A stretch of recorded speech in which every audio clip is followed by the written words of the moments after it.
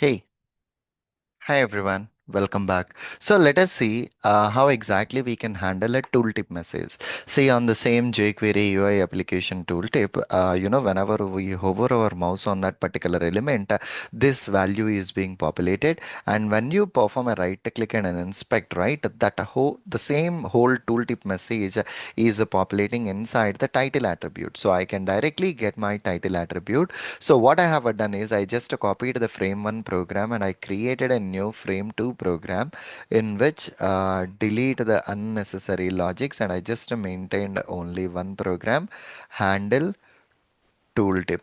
Okay, handle tooltip.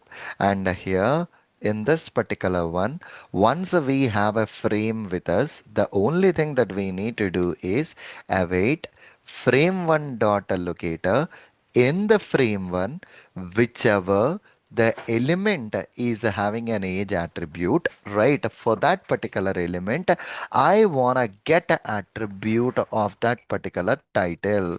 Whatever the title attribute is there, I just want to get that particular title attribute and storing here tooltip value. Okay, tooltip value is equal to, and let me try to print this particular tooltip value. So console.log this tooltip value, I'm just printing it. Let me try to run this particular program. So here we just need to update our spec file to example frame 2, and let me try to run this particular program right now.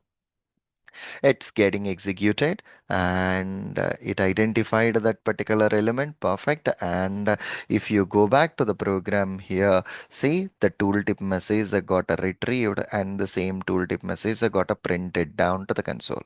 So this is the way. Identify the attribute which has this information, and using the get attribute, you will be retrieving that particular tooltip message. Okay, perfectly all right.